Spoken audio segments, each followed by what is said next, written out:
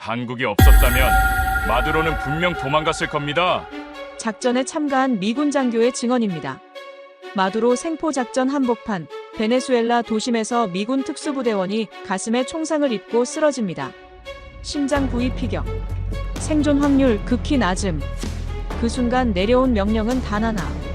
수습 불가. 이송 중단. 작전에 집중하라. 사람보다 작전이 우선이었던 밤. 그때 한 한국군 군의관이 외쳤습니다.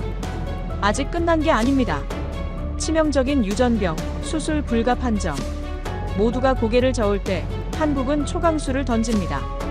그리고 다음 날 트럼프 대통령의 한마디가 세계를 놀라게 합니다. 한국은 영원한 동반자입니다. 과연 그날 밤 무슨 일이 있었던 걸까요? 지금 그 진실을 공개합니다. 여러분의 구독과 좋아요는 영상 제작에 아주 큰 힘이 됩니다. 그럼 사연 바로 시작합니다. 저는 데이비드 램지, 38살의 미 육군 의무대위입니다. 26년 1월 3일 밤, 저는 베네수엘라의 어둠 속에 서 있었습니다. 귀를 찢는 총성과 고함, 그리고 헬기의 날개가 휘젓는 소리가 사방을 에워쌌습니다. 공기는 화약 냄새와 땀 냉새로 무거웠고 제 심장은 귀에 들릴 만큼 빠르게 뛰었습니다. 미국 주도의 연합작전이었습니다. 베네수엘라 대통령 니콜라스 마두로를 체포해 미국 본토로 이송하는 대규모 군사작전이죠. 한국도 707 특임대를 파견했고 저는 연합군 의무팀의 일원으로 그 자리에 있었습니다. 작전은 성공적이었어요. 마두로는 체포됐고 이송 절차가 진행 중이었습니다. 그런데 그때였습니다. 무전기에서 다급한 목소리가 터져나왔습니다. 의무병 필요해. 총상이야. 저는 달렸습니다. 발밑에 자갈이 튀었고 어둠 속에서 손전등 불빛들이 한 곳을 향해 모였습니다. 그곳에 한 남자가 쓰러져 있었어요. 미군 특수부대 소속 마크 윌슨 상사. 그의 전투복 가슴 부분이 검붉게 젖어 있었습니다. 심장 부위 총상. 제 손이 떨렸습니다. 아니, 떨릴 뻔했지만 억지로 멈췄어요. 저는 그의 맥박을 짚었습니다. 약했습니다. 너무 약했어요. 호흡은 얕고 불규칙했고 피부는 차갑게 식어가고 있었습니다. 출혈이 심합니다. 지금 당장 수술이 필요해요. 저는 소리쳤습니다. 하지만 주변의 분위기는 이미 차가워져 있었습니다. 제 상관인 존슨 대령이 다가왔어요. 그는 제 어깨에 손을 올렸습니다. 램지 대위. 그의 목소리는 낮았습니다. 이송은 불가능해. 여긴 전쟁터야. 우리 병력도 위험하고 저 친구는 이미 늦었어. 아닙니다. 저는 고개를 저었습니다. 아직 살아 있습니다.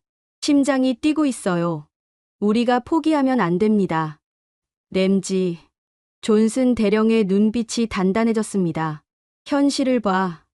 여기서 수술은 불가능하고 미국까지 이송하려면 최소 12시간은 걸려. 그 전에 저 친구는 죽어. 우리가 할 수 있는 건 없어. 저는 입술을 깨물었습니다. 손끝이 저렸습니다. 제 머릿속에서는 수많은 생각들이 충돌했어요. 의사로서의 본능은 포기하지 말라고 외쳤지만 군인으로서의 이성은 상관의 말이 맞다고 속삭였습니다. 그때 누군가 제 옆에 무릎을 꿇었습니다. 한국군 의무장교였습니다. 이름표에는 김이라고 적혀 있었어요. 그는 마크 상사의 상태를 빠르게 확인했습니다. 맥박, 호흡, 동공 반응. 그의 손놀림은 정확했고 침착했습니다. 생존 가능성 있습니다. 김 대위가 말했습니다. 영어였지만 억양이 있었어요. 하지만 여기선 불가능합니다. 수술 시설이 필요해요. 그래서 포기하자는 거 아닌가? 존슨 대령이 날카롭게 말했습니다. 아닙니다. 김 대위는 고개를 들었습니다.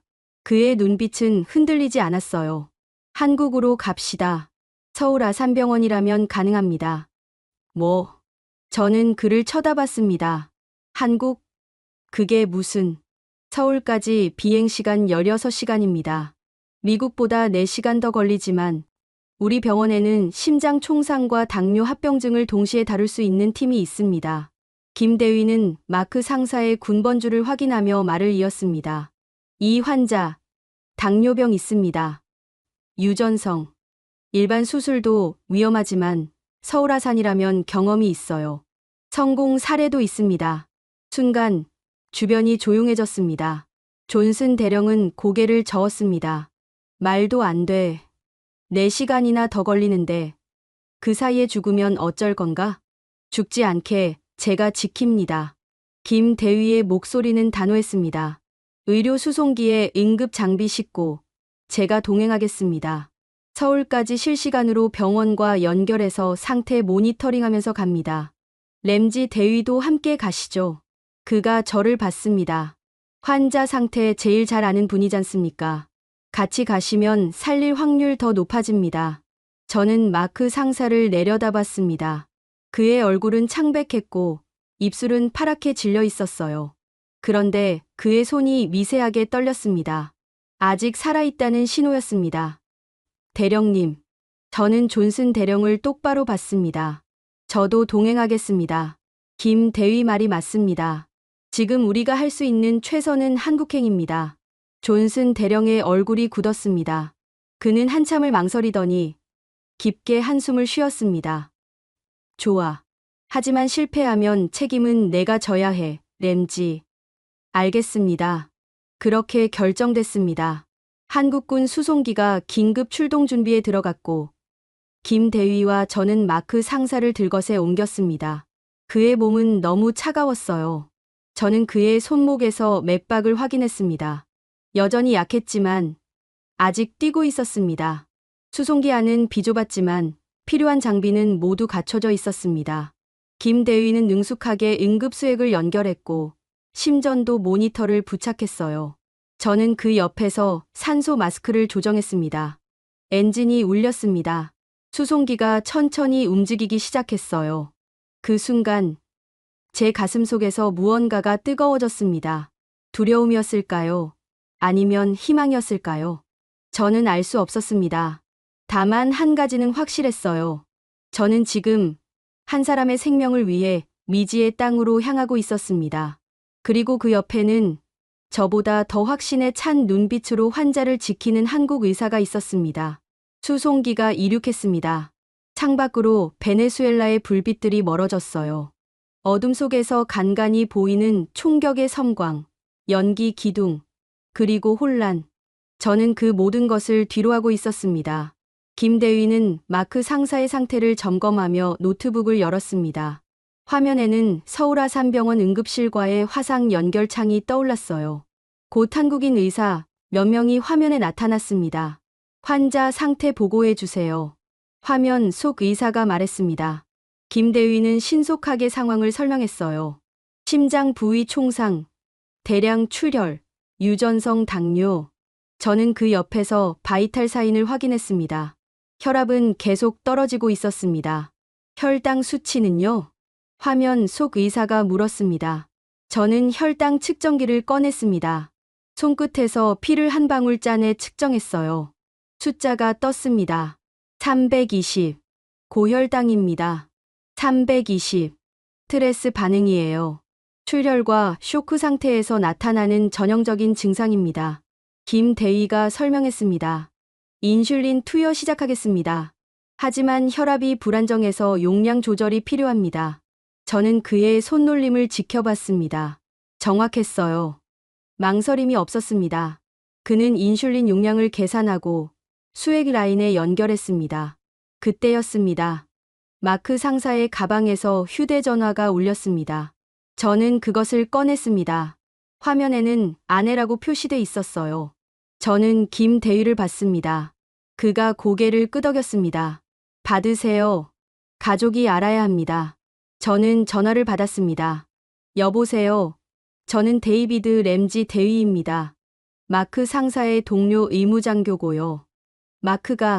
마크가 어떻게 됐나요? 여자의 목소리가 떨렸습니다. 저는 숨을 깊이 들이마셨습니다. 부상을 입었습니다. 하지만 지금 최선을 다하고 있습니다. 한국으로 이송 중이고 거기서 수술받을 예정입니다. 한국이요? 왜 한국으로? 거기에 최고의 의료진이 있습니다. 마크 상사의 상태를 고려했을 때 가장 좋은 선택입니다. 전화 너머로 흐느끼는 소리가 들렸습니다. 마크는 당뇨가 있어요. 아시죠? 아버지도 그 병으로 돌아가셨어요. 마크는 늘 그게 무서웠어요. 자기도 아버지처럼 될까봐 제 가슴이 무거워졌습니다. 알고 있습니다. 그래서 더 신중하게 치료하고 있습니다. 제발 살려주세요. 우리 딸이 아직 6살이에요. 아빠 없이는 안 돼요. 저는 눈을 감았습니다. 마크 상사의 얼굴이 떠올랐어요. 창백하고 차갑고, 그러나 아직 숨 쉬고 있는. 최선을 다하겠습니다. 약속드립니다. 전화를 끊었습니다. 김대휘가 저를 봤습니다. 그의 눈빛에는 무언가 깊은 것이 담겨 있었어요. 가족 있으시죠? 그가 물었습니다. 네. 아내와 아들 둘. 그럼 이해하시겠네요. 이게 단순히 환자 한 명을 살리는 게 아니라는 거. 저는 고개를 끄덕였습니다. 김대휘는 마크 상사의 이마에 손을 올렸습니다. 체온을 확인하는 것 같았지만 그 손길에는 뭔가 더 많은 의미가 담긴 것 같았어요. 제 아버지도 당뇨였습니다. 그가 조용히 말했습니다. 제가 의대 1학년 때 돌아가셨어요. 합병증으로. 그때 저는 아무것도 할 수 없었습니다. 지식도 기술도 없었으니까요. 그는 모니터를 확인했습니다. 심박수가 약간 올라갔어요. 그래서 의사가 됐습니다. 누군가의 아버지를, 남편을, 아들을 살리기 위해서요. 저는 그를 바라봤습니다. 그의 얼굴에는 피로가 역력했지만 눈빛만은 흔들리지 않았습니다. 마크 상사도 아버지를 잃었습니다. 제가 말했습니다. 당뇨로. 그래서 평생 그 병을 무서워했대요. 그럼 더 살려야죠. 김대휘의 목소리는 단단했습니다. 이 사람이 자기 딸한테 다른 이야기를 남길 수 있게, 당뇨는 극복할 수 있다고, 아버지는 이겼다고 말할 수 있게요. 저는 아무 말도 하지 못했습니다. 그저 고개를 끄덕였을 뿐이었어요. 수송기는 계속 날아갔습니다. 엔진 소리가 귓속을 채웠고 기내의 공기는 건조했습니다. 저는 마크 상사의 손목에서 맥박을 확인했어요. 여전히 약했지만 규칙적이었습니다. 그때 김대휘의 노트북에서 알림음이 울렸습니다. 영상 메시지가 왔네요. 그가 화면을 열었습니다. 마크 상사의 아내와 딸이었습니다. 작은 거실에서 찍은 영상이었어요. 아내는 눈이 빨갛게 부어 있었고 6살 난 딸은 아빠 사진을 꼭 안고 있었습니다. 마크. 여보. 아내가 말했습니다. 목소리가 떨렸어요. 당신이 강한 사람이라는 거 알아요. 우리가 얼마나 당신을 필요로 하는지도 알죠. 제발 포기하지 마세요. 우리 기다리고 있어요. 딸이 화면 가까이 다가왔습니다. 아빠. 사랑해요. 빨리 와요. 아빠 없으면 안 돼요. 영상이 끝났습니다. 저는 마크 상사를 내려다봤습니다. 그는 여전히 의식이 없었지만 눈꺼풀이 미세하게 떨렸어요. 들은 걸까요? 가족의 목소리를. 김대휘가 영상을 다시 재생했습니다. 이번엔 소리를 키워서요. 아내의 목소리, 딸의 목소리가 수송기 안을 채웠습니다. 마크 상사의 심박수가 조금 올라갔습니다. 들리나 봅니다. 김대휘가 말했습니다. 가족의 목소리는 어떤 약보다 강합니다. 저는 고개를 끄덕였습니다. 목이 메었어요. 의사로 15년을 일했지만 이런 순간은 익숙해지지 않았습니다. 생명의 무게, 가족의 간절함, 그리고 우리가 져야 할 책임. 램지 대위. 김대휘가 저를 봤습니다. 우리 반드시 살립니다. 이 사람의 딸이 아빠를 다시 안을 수 있게요. 네. 저는 대답했습니다. 반드시요. 수송기는 계속 어둠 속을 날았습니다. 창밖으로는 아무것도 보이지 않았어요. 다만 엔진 소리와 모니터의 신호음, 그리고 우리의 숨소리만이 공간을 채웠습니다. 저는 마크 상사의 손을 잡았습니다. 차가웠지만 아직 따뜻함이 남아 있었어요.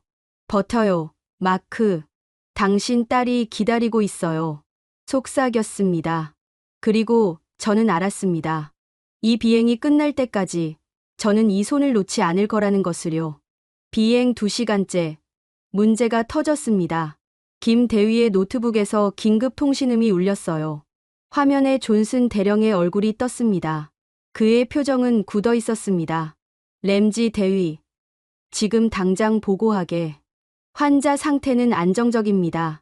혈압은 낮지만 유지되고 있고 혈당도 조절 중입니다. 저는 신속하게 답했습니다. 이 작전 자체를 중단하라고. 무슨 말씀이십니까? 의학적 성공 확률이 너무 낮다는 게 본부의 판단이야. 심장 총상에 유전성 당뇨까지. 게다가 한국까지 16시간이나 더 가야 한다고. 차라리 지금 미국 본토 병원으로 방향 틀어서 최대한 빨리 도착하는 게 낫다는 거지. 존슨 대령의 목소리가 차가워졌습니다. 램지, 난 내 열정을 이해해. 하지만 현실을 봐야 해. 저 친구는 이미 생존 가능성이 극히 낮아. 우리가 할 수 있는 최선은 가족에게 시신이라도 온전히 전달하는 거야. 아직 살아 있습니다. 저는 소리쳤습니다. 심장이 뛰고 있어요. 숨을 쉬고 있다고요. 그게 얼마나 갈 것 같나? 1시간, 2시간. 존슨 대령이 한숨을 쉬었습니다. 램지, 이건 명령이야. 수송기 방향을 돌려. 지금 당장. 화면이 꺼졌습니다. 저는 멍하니 노트북을 바라봤습니다. 손이 떨렸어요. 분노인지, 두려움인지, 좌절인지 알 수 없었습니다. 램지 대위. 김 대위가 제 어깨에 손을 올렸습니다. 괜찮으세요? 아뇨. 저는 고개를 저었습니다. 전혀 괜찮지 않아요. 저 사람들은 마크를 포기하라고 합니다. 아직 살아있는데도요. 그럼 안 포기하면 됩니다. 김 대위의 목소리는 담담했습니다. 여긴 한국 수송기입니다. 미국 본부 명령을 따를 의무 없어요. 하지만 저는 미군이에요. 명령 불복종은 환자를 살리는 게 우리 본연의 임무 아닙니까? 김 대위가 저를 똑바로 봤습니다. 군인이기 전에 우리는 의사입니다. 사람을 살리는 게 우선이에요. 저는 아무 말도 하지 못했습니다. 그때 마크 상사의 모니터에서 경고음이 울렸습니다. 혈압이 떨어지고 있었어요. 빠르게요. 출혈이 다시 시작됐습니다. 김 대위가 재빨리 움직였습니다. 그는 복부를 촉진하고 수액 속도를 높였습니다. 내부 출혈입니다. 심장 주변부 혈관 손상이 악화되고 있어요. 수혈이 필요합니다. 저도 움직였습니다. 혈액팩을 꺼내고 라인을 연결했어요. 지금 미국으로 돌아가면 이 사람 죽습니다. 김 대위가 말했습니다. 서울까지 14시간 남았어요. 버틸 수 있습니다. 어떻게 확신하죠? 확신할 수 없습니다. 그가 솔직하게 답했습니다. 하지만 포기하는 것보단 낫습니다. 1% 가능성이라도 있으면 잡아야죠. 저는 마크 상사를 내려다봤습니다. 그의 얼굴은 더 창백해졌어요. 입술은 파랗게 질렸고 식은땀이 이마를 적셨습니다. 딸의 얼굴이 떠올랐습니다. 6살. 아빠 사진을 안고 울던 그 아이. 계속 갑시다. 제가 말했습니다. 서울로요. 김 대위가 희미하게 미소 지었습니다. 좋은 선택입니다. 하지만 30분 후 노트북에서 다시 통신음이 울렸습니다. 이번엔 존슨 대령이 아니었어요. 별 2개를 단 장군이었습니다. 램지 대위인가? 예, 그렇습니다. 나는 스티븐 밀러 소장이네. 태평양 사령부 의무감이지. 장군의 목소리는 무거웠습니다. 자네 지금 뭐 하는 건가? 환자를 살리고 있습니다. 명령 불복종으로 군법회에 회부될 수도 있다는 거 알고 있나? 알고 있습니다. 저는 똑바로 대답했습니다. 하지만 제가 의사로서 할 수 있는 최선은 이겁니다. 마크 윌슨 상사는 아직 살아있고 서울에 도착하면 살릴 수 있습니다. 근거가 뭔가? 한국 의료진의 판단입니다. 그리고 제 판단입니다. 장군은 한참 침묵했습니다. 화면 너머로 그의 얼굴이 보였어요. 주름진 이마, 굳은 입술. 자네 경력에 큰 오점이 될 걸세. 상관없습니다. 가족도 이해할 겁니다. 제가 옳은 일을 했다는 거요. 다시 침묵이 흘렀습니다. 좋아. 장군이 한숨을 쉬었습니다. 계속하게. 하지만 환자가 죽으면 자네 책임일세. 알겠습니다. 통신이 끊겼습니다. 저는 고개를 떨어뜨렸습니다. 온몸에서 힘이 빠졌어요. 긴장이 풀리자 다리가 후들거렸습니다. 괜찮으세요? 김대희가 물었습니다. 네, 괜찮아요. 저는 억지로 웃었습니다. 이제 돌아갈 수 없게 됐네요. 돌아갈 필요 없습니다. 앞으로만 가면 돼요. 김대희가 모니터를 가리켰습니다. 혈압 안정됐습니다. 수혈 효과 나타나고 있어요.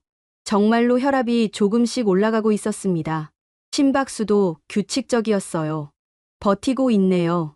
제가 중얼거렸습니다. 강한 사람입니다. 김대희가 마크 상사의 손을 잡았습니다. 딸을 위해서라도 버틸 겁니다. 저는 창밖을 봤습니다. 어둠뿐이었어요. 별도, 구름도 보이지 않았습니다. 그저 검은 하늘뿐. 하지만 저는 알았습니다. 저 어둠 너머 어딘가에 빛이 있다는 것을요. 서울이라는 이름의 빛이. 비행 6시간째. 악몽이 시작됐습니다. 마크 상사의 혈당이 급격히 떨어졌어요. 200에서 70까지. 저는 측정기를 다시 확인했습니다. 오류가 아니었어요. 저혈당입니다. 김대희가 재빨리 포도당 수액을 준비했습니다. 인슐린 과다 반응이에요. 스트레스 호르몬 변화 때문에 혈당 조절이 불안정해졌습니다. 주입 속도 높여야 합니다. 저도 함께 움직였습니다. 하지만 손이 떨렸어요. 6시간 동안 긴장 상태를 유지하다 보니 몸이 말을 듣지 않았습니다. 천천히 하세요. 김대희가 제 손을 잡았습니다. 급하게 하면 실수합니다. 침착하게요. 저는 깊게 숨을 들이마셨습니다. 그리고 다시 포도당 라인을 연결했어요. 이번엔 정확했습니다. 주입 시작합니다. 하지만 10분이 지나도 혈당은 오르지 않았습니다. 오히려 60까지 떨어졌어요. 왜 안 올라가죠? 흡수가 안 되고 있어요. 김대휘의 목소리에 긴장이 섞였습니다. 순환 장애입니다. 출혈로 인한 쇼크 상태가 지속되면서 말초 혈관 순환이 막혔어요. 그럼 어떻게?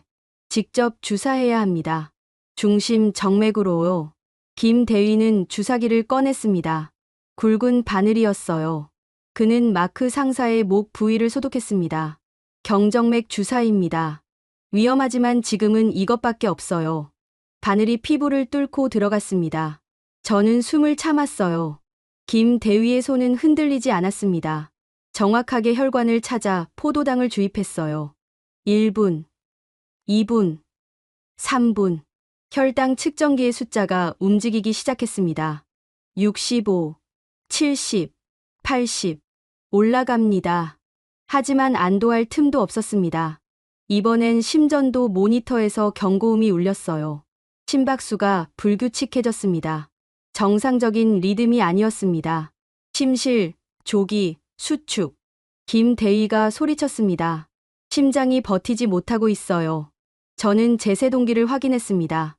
만약을 대비해 항상 준비해 둔 거였어요. 아직입니다. 조금만 더 기다려 봅시다. 김대희가 항부정맥제를 준비했습니다. 이거 투여하면 리듬 안정될 수 있어요. 하지만 혈압이 더 떨어질 위험이 있습니다. 선택지가 없습니다. 투여하세요. 약물이 주입됐습니다. 우리는 모니터를 응시했어요. 심박수가 천천히 안정되기 시작했습니다.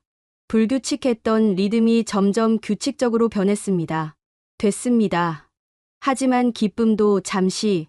혈압이 떨어졌습니다. 90에서 70으로요.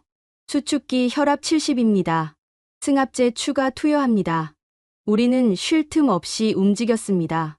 한 문제를 해결하면 다른 문제가 터졌어요. 마치 끝없는 전쟁 같았습니다. 그때 김대휘의 노트북에서 통신음이 울렸습니다. 서울 아산병원이었어요. 환자 상태 어떻습니까? 화면 속 의사가 물었습니다. 불안정합니다. 김대휘가 답했습니다. 저혈당 쇼크에서 회복했지만 심장 리듬 이상이 나타났고 혈압이 계속 떨어지고 있습니다.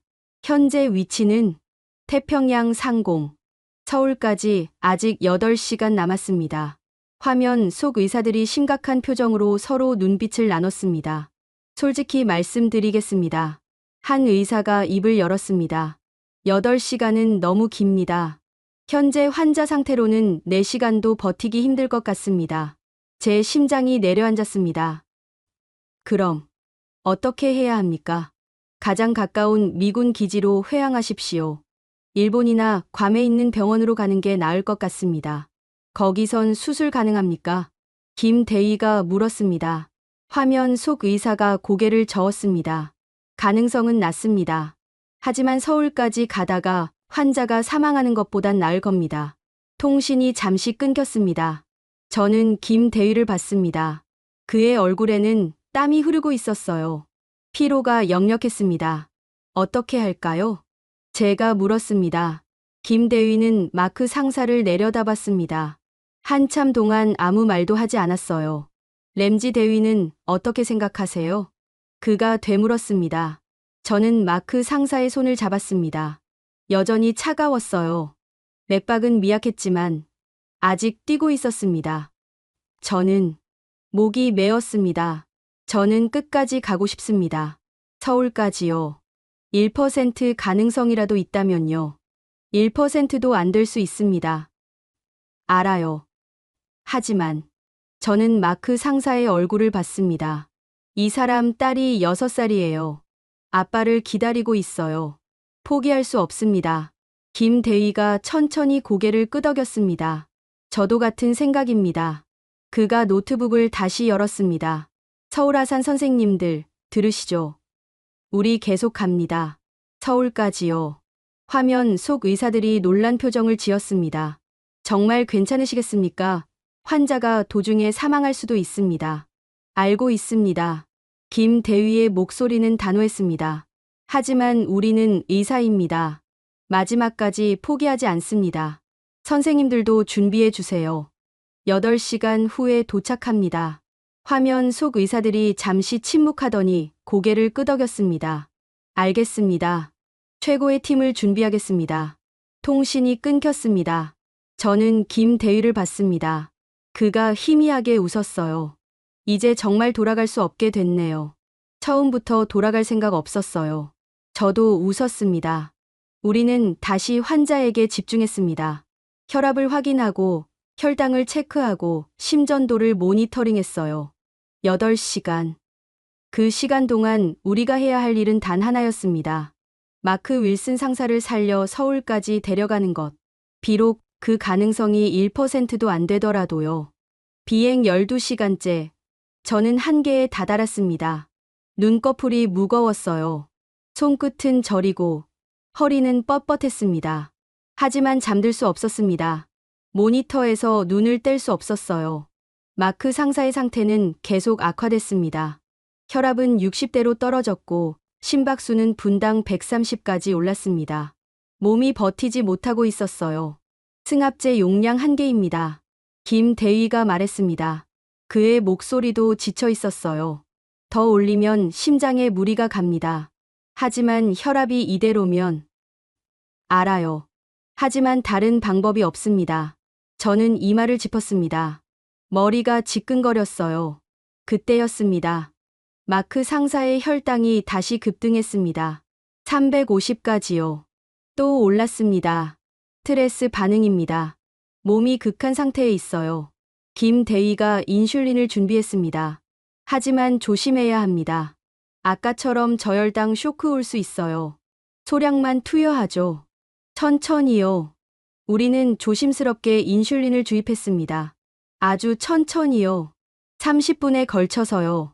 혈당이 조금씩 내려가기 시작했습니다. 350, 320, 290. 됐습니다. 하지만 기쁨도 잠시. 이번엔 체온이 떨어졌습니다. 35도까지요. 저체온증입니다. 김대휘가 담요를 꺼냈습니다. 우리는 마크 상사를 담요로 감쌌어요. 하지만 체온은 계속 떨어졌습니다. 난방을 올려야 합니다. 저는 조종실에 연락했습니다. 기내 온도가 올라갔어요. 하지만 충분하지 않았습니다. 제 체온을 나눠줘야겠습니다. 김대휘가 담요 속으로 들어갔습니다. 그는 마크 상사를 껴안았어요. 피부 접촉이 가장 효과적입니다. 저도 반대편에서 마크 상사를 감쌌습니다. 우리 둘의 체온으로 그를 데웠어요. 10분, 20분, 30분. 체온이 조금씩 올라가기 시작했습니다. 35도 5, 35도 8. 올라갑니다. 우리는 계속 그를 안고 있었습니다. 담요 속은 답답했고 땀이 흘렀어요. 하지만 놓을 수 없었습니다. 36도에 도달했을 때 우리는 조심스럽게 마크 상사를 내려놨습니다. 이제 괜찮을 겁니다. 김대위가 땀을 닦았습니다. 저도 얼굴을 닦았어요. 온몸이 땀으로 젖어 있었습니다. 그때 김대위의 노트북에서 알림이 왔습니다. 영상 메시지였어요. 마크 상사의 아내였습니다. 의사 선생님들, 제 남편 상태가 어떤가요? 그녀의 눈은 빨갛게 부어 있었습니다. 12시간 동안 소식이 없어서 너무 걱정돼요. 김대위가 저를 봤습니다. 답장하시죠. 저는 고개를 끄덕이고 카메라를 켰습니다. 부인, 램지 대위입니다. 남편분은 싸우고 있습니다. 힘들지만 포기하지 않고 있어요. 정말 살 수 있을까요? 그녀의 목소리가 떨렸습니다. 저는 마크 상사를 봤습니다. 창백한 얼굴, 가쁜 숨. 그러나 아직 뛰는 심장. 최선을 다하고 있습니다. 곧 서울에 도착합니다. 거기엔 최고의 의료진이 기다리고 있어요. 감사합니다. 정말, 정말 감사합니다. 그녀가 울먹였습니다. 우리 딸에게도 영상 보여주세요. 아빠가 얼마나 강한지 보여주고 싶어요. 카메라가 움직였습니다. 6살 딸이 화면에 나타났어요. 아빠, 나 KT예요. 선생님들이 아빠 치료해 주신대요. 고마워요, 선생님들. 아이가 그린 그림을 들어 올렸습니다. 가족 그림이었어요. 아빠, 엄마, 그리고 KT. 셋이 손을 잡고 있는 그림. 아빠, 빨리 나와서 같이 손잡고 공원 가요. 약속이에요. 영상이 끝났습니다. 저는 눈물을 닦았습니다. 눈물이 났는지도 몰랐어요. 김대위도 눈가를 훔쳤습니다. 저 아이를 위해서라도. 그가 중얼거렸습니다. 반드시 살려야 합니다. 저는 고개를 끄덕였습니다. 우리는 다시 환자에게 집중했습니다. 혈압, 혈당, 체온, 심박수. 모든 것을 체크했어요. 비행 15시간째. 드디어 기장의 목소리가 들렸습니다. 1시간 후 인천공항 도착합니다. 저는 창밖을 봤습니다. 동쪽 하늘이 밝아지고 있었어요. 새벽이었습니다. 거의 다 왔습니다. 김대위가 말했습니다. 조금만 더 버티면 됩니다. 하지만 그때였습니다. 마크 상사의 심전도에서 경고음이 울렸어요. 심실, 세동. 심장이 제대로 뛰지 않고 있었습니다. 제세동기. 김대위가 소리쳤습니다. 저는 재빨리 제세동기를 준비했습니다. 패드를 가슴에 붙이고 전원을 켰어요. 150줄. 전기 충격이 가해졌습니다. 마크 상사의 몸이 튕겨졌어요. 하지만 심전도는 변하지 않았습니다. 다시 200줄. 또 한 번의 충격. 여전히 변화 없었습니다. 250. 세 번째 충격. 저는 모니터를 응시했습니다. 제발, 제발 하고 속으로 외쳤어요. 심전도의 선이 움직이기 시작했습니다. 불규칙하지만 리듬이 돌아왔습니다. 돌아왔습니다. 김대위가 항부정맥제를 주입했습니다. 리듬 안정시켜야 합니다. 우리는 숨도 쉬지 못하고 모니터를 봤습니다. 천천히, 아주 천천히 심박수가 안정됐습니다. 됐습니다. 저는 주저앉았습니다. 다리에 힘이 풀렸어요. 김대위도 벽에 기댔습니다. 우리 둘 다 탈진 상태였습니다. 거의 놓칠 뻔했네요. 제가 중얼거렸습니다. 하지만 안 놓쳤습니다. 김대위가 희미하게 웃었습니다. 이제 40분 남았어요. 조금만 더요. 저는 마크 상사의 손을 잡았습니다. 여전히 차가웠지만 맥박이 느껴졌어요. 창밖으로 육지가 보이기 시작했습니다. 한국이었습니다. 새벽 햇살이 바다를 비췄고 멀리 건물들이 보였어요. 저기가 서울입니다. 김대위가 말했습니다. 저 도시가 당신을 살릴 겁니다. 비행기가 하강하기 시작했습니다. 가장 긴 밤이 끝나고 있었습니다. 바퀴가 활주로에 닿는 순간 저는 안도의 한숨을 쉬었습니다. 하지만 긴장을 풀 수 없었어요. 아직 끝나지 않았으니까요. 비행기 문이 열리자마자 응급팀이 달려왔습니다. 흰 가운을 입은 의사들, 간호사들, 그리고 구급대원들이 일사불란하게 움직였어요. 환자 상태 보고하세요. 한 의사가 소리쳤습니다. 김대위가 신속하게 설명했습니다. 저도 영어로 보충 설명했어요. 심장 부위 총상, 유전성 당뇨, 다발성 쇼크, 심실 세동 경험. 마크 상사는 들것에 옮겨졌습니다. 구급차가 대기하고 있었어요. 서울 아산병원까지 30분입니다. 우리는 구급차에 올라탔습니다. 사이렌이 울렸고 차가 출발했어요. 차 안에서도 계속 치료가 이어졌습니다. 수액 교체, 혈압 체크, 산소 공급 확인. 김대위는 병원과 통화하고 있었습니다. 수술팀 준비됐습니까? 네. 환자 도착하면 바로 수술실로 직행합니다. 서울 거리가 스쳐 지나갔습니다. 새벽 6시. 아직 해가 완전히 뜨지 않았어요.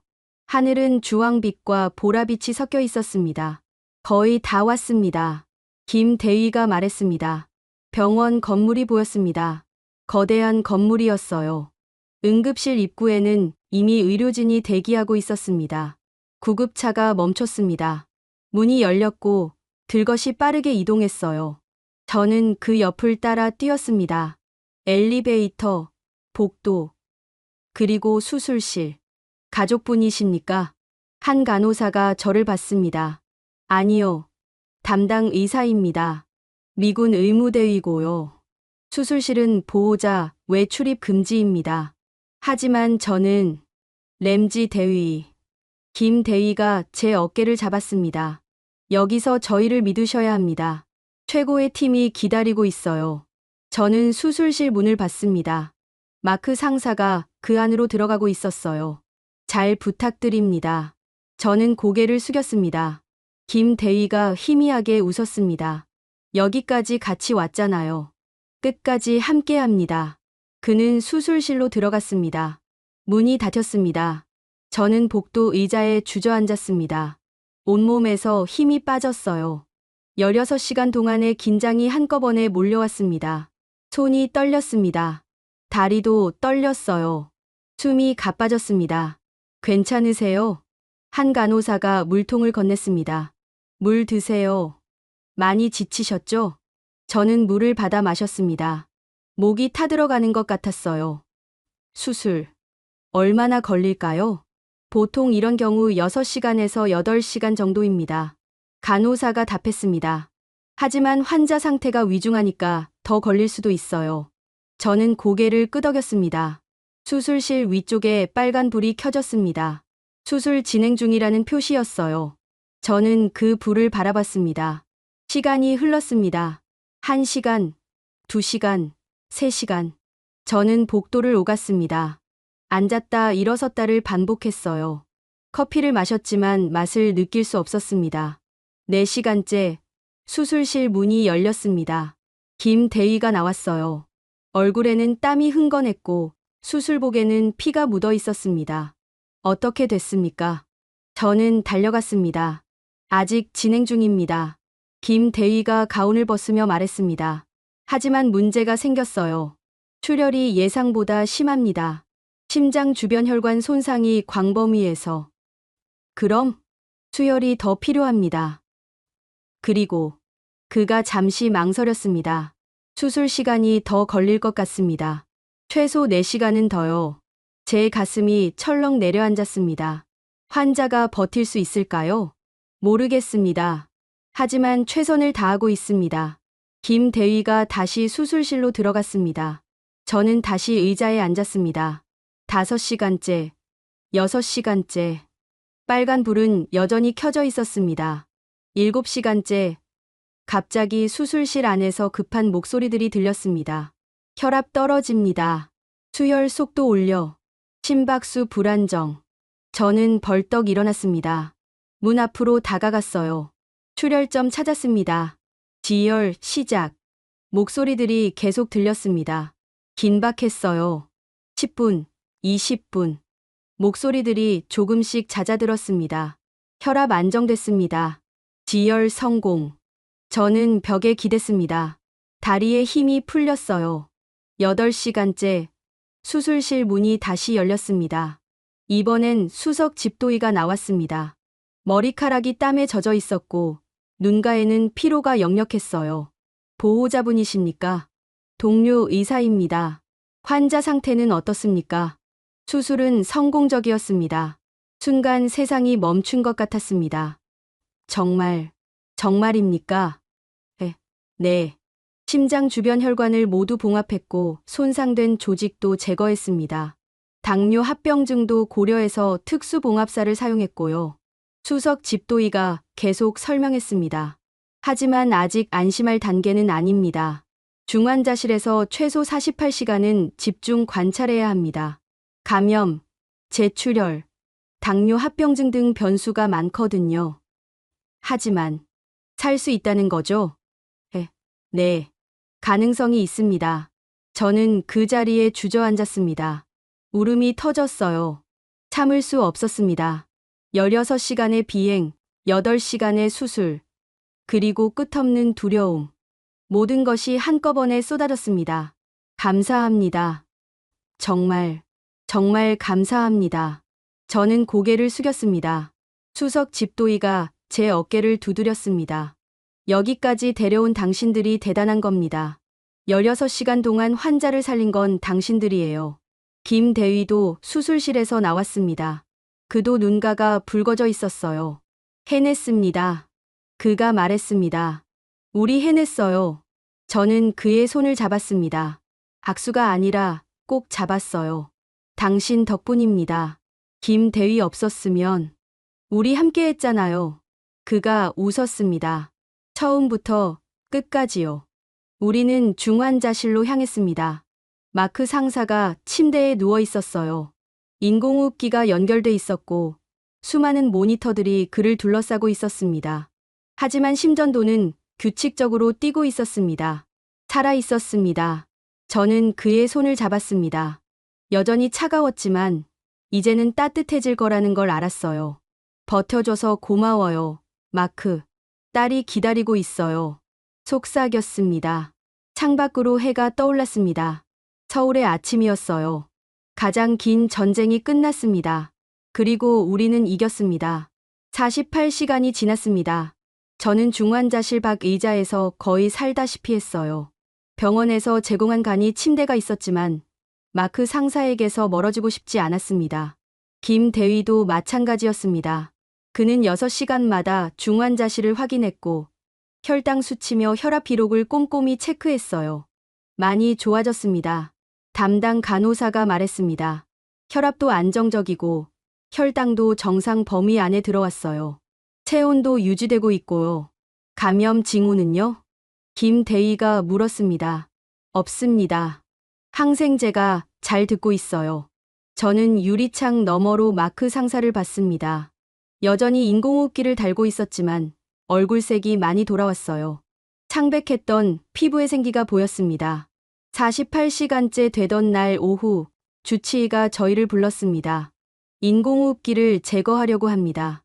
지금요? 네. 자발 호흡이 충분히 강해졌어요. 이제 스스로 숨 쉴 수 있을 것 같습니다.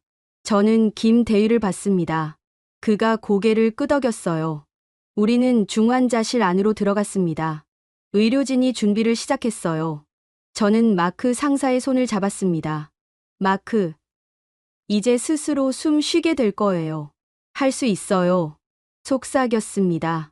호흡기 튜브가 천천히 빠졌습니다. 마크 상사의 가슴이 움직였습니다. 스스로요. 1번, 2번, 3번. 규칙적인 호흡이었습니다. 성공입니다. 간호사가 소리쳤습니다. 저는 안도의 한숨을 쉬었어요. 김 대위도 눈가를 훔쳤습니다. 잘했어요, 마크. 제가 말했습니다. 그때였습니다. 마크 상사의 눈꺼풀이 떨렸어요. 천천히 아주 천천히 눈이 떠졌습니다. 마크. 저는 그의 얼굴 가까이 다가갔습니다. 저 보여요? 램지 대위예요. 동료, 의사. 그의 눈동자가 저를 향했습니다. 초점이 흐렸지만 분명 저를 보고 있었어요. 입술이 움직였습니다. 소리는 나지 않았지만 입 모양으로 알 수 있었습니다. 여기가 어디? 한국이에요. 서울 아산병원. 수술 성공했어요. 살아났어요. 눈물이 그의 눈가에 맺혔습니다. 가족은 안전해요. 아내분과 딸이 곧 올 거예요. 그의 손에 힘이 들어갔습니다. 제 손을 꼭 쥐었어요. 고맙습니다.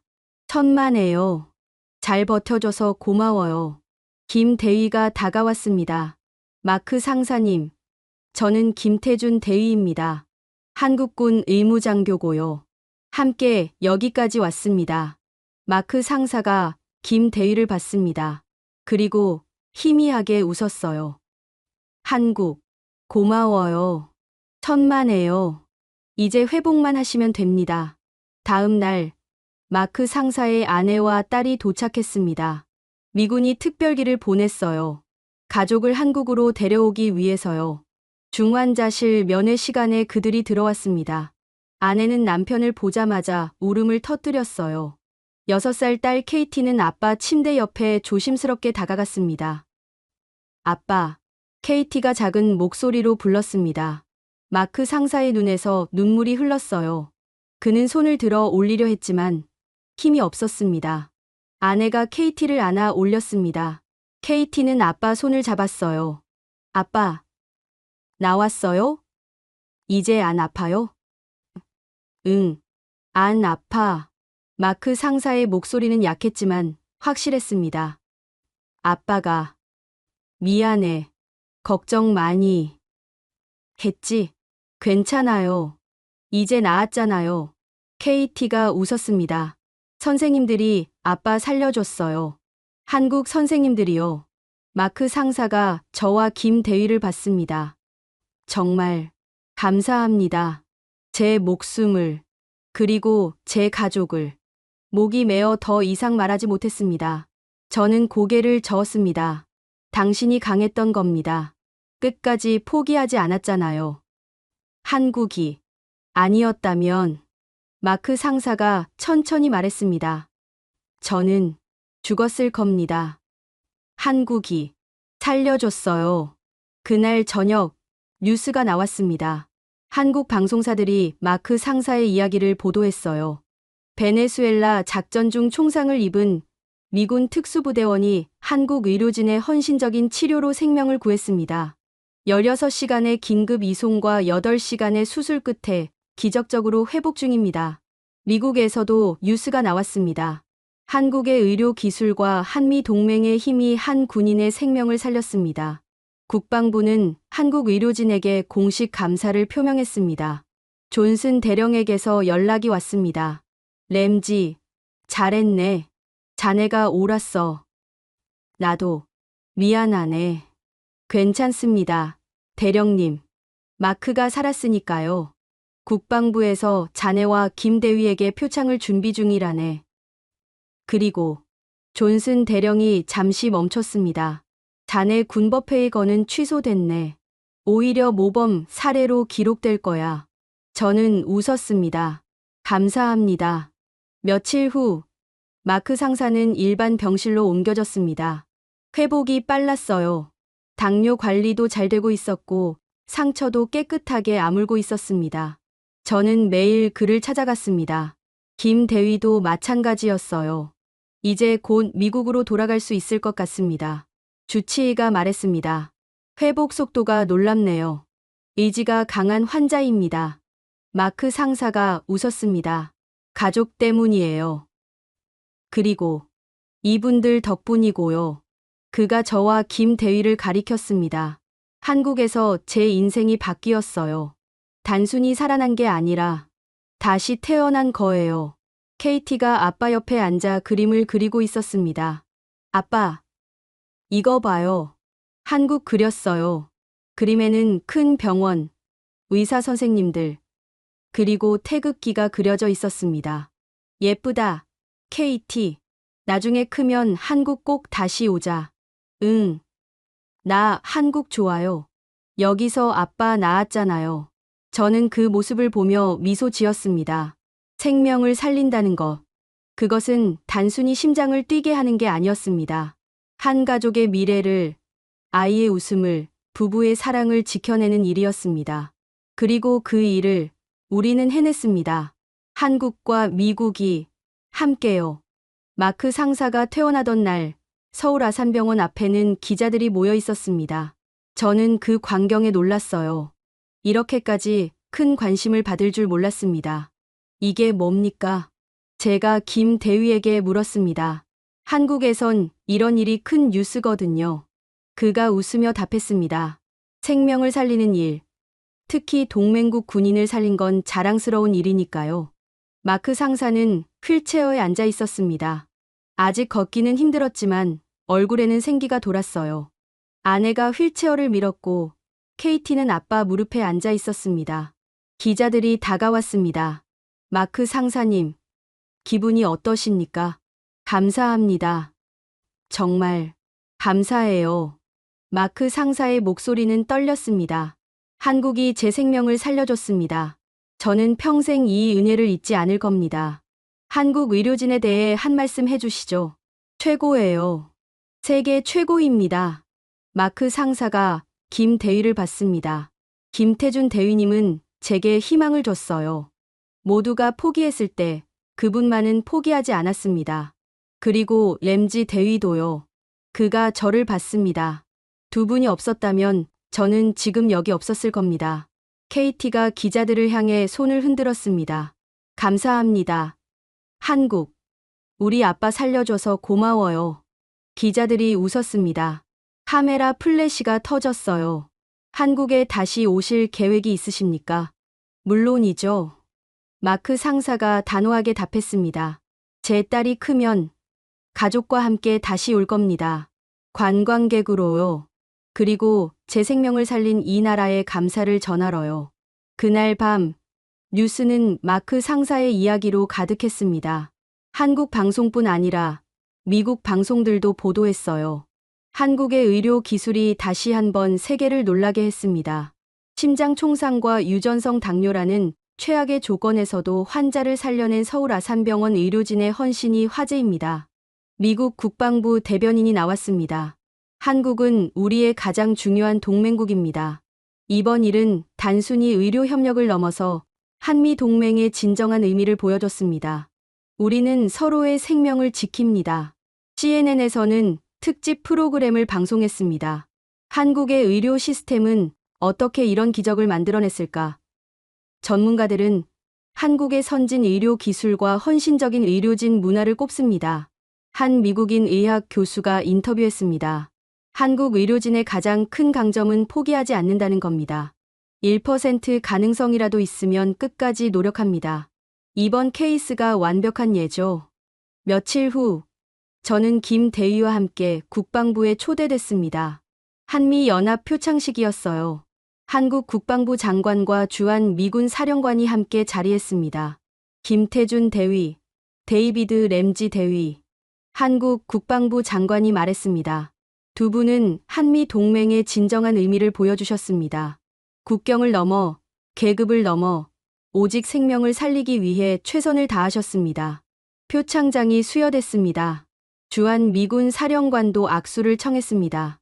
램지 대위, 자랑스럽습니다. 당신은 진정한 의사이자 군인입니다. 감사합니다, 장군님. 그리고 김 대위. 사령관이 김 대위를 받습니다. 당신 덕분에 우리 군인이 살았습니다. 미국은 이 은혜를 잊지 않을 겁니다. 김 대위가 격려했습니다. 당연한 일을 했을 뿐입니다.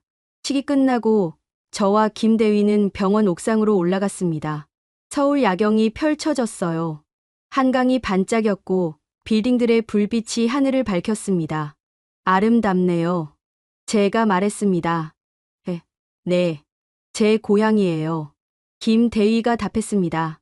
이 도시에서 태어나고 자랐고 의사가 됐죠.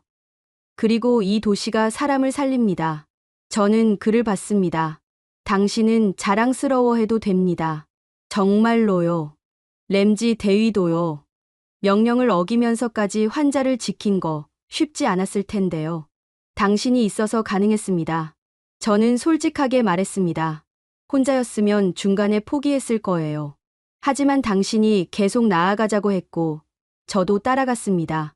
우리 함께 했으니까요. 김대희가 손을 내밀었습니다. 저는 그의 손을 잡았습니다. 동료가 돼서 영광입니다. 저도요. 며칠 후, 저는 미국으로 돌아가야 했습니다. 공항에서 김대희가 배웅했어요.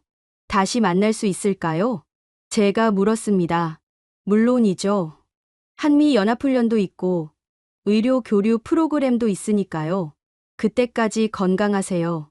램지 대위도요. 우리는 악수했습니다. 아니, 포옹했어요. 고마웠습니다, 형님. 김대위가 웃으며 말했습니다. 형님, 한국에선 존경하는 선배를 그렇게 불러요. 나이는 제가 더 어리지만 램지 대위님은 제 형님입니다. 저는 웃었습니다. 그럼 저도 한국말로 뭐라고 해야 하나요? 그냥 친구라고 하세요. 친구. 좋은 말이네요. 비행기에 오르면서 저는 뒤돌아봤습니다. 김대위가 손을 흔들고 있었어요. 저도 손을 흔들었습니다. 비행기가 이륙했습니다. 창밖으로 서울이 보였어요. 그 도시에서 저는 한 사람을 살렸습니다. 아니, 한 가족을 살렸습니다. 그리고 그 과정에서 저도 많은 걸 배웠습니다. 포기하지 않는 것, 끝까지 믿는 것, 그리고 함께하는 것. 집에 도착했을 때 아내와 아이들이 달려왔습니다. 아빠, 잘 다녀왔니? 저는 가족을 껴안았습니다. 응, 잘 다녀왔어. 그리고 정말 중요한 일을 했어. 무슨 일인데? 사람을 살렸어. 한 아빠를요. 그래서 그 아이가 아빠를 다시 만날 수 있게 됐지. 아내가 미소 지었습니다. 자랑스러워. 그날 밤, 저는 마크 상사에게 메시지를 보냈습니다. 잘 지내고 있어요? 곧 답장이 왔습니다. 네. 재활 치료받고 있어요. 다음 달이면 걸을 수 있을 것 같아요. KT는 매일 한국 이야기를 해요. 나중에 꼭 다시 가고 싶대요. 그리고 사진이 첨부됐습니다. 마크 상사와 KT가 함께 웃고 있는 사진이었어요. 뒤에는 태극기가 걸려 있었습니다. 저는 미소 지었습니다. 베네수엘라에서 시작된 작전은 마두로 체포로 끝났습니다. 하지만 저에게, 그리고 마크에게, 그리고 한국에게는 다른 이야기가 남았습니다. 생명을 살리는 이야기, 국경을 넘어 함께하는 이야기, 포기하지 않는 이야기. 그리고 그 이야기는 지금도 계속되고 있습니다. 여러분은 언제 따뜻함을 느끼셨나요? 국경도, 언어도, 문화도 다른 사람들이 하나의 목표를 위해 힘을 합칠 때 기적은 일어납니다. 이 이야기가 여러분의 마음에 닿았다면 구독과 좋아요 부탁드립니다. 그리고 댓글로 여러분의 생각을 나눠주세요. 감사합니다.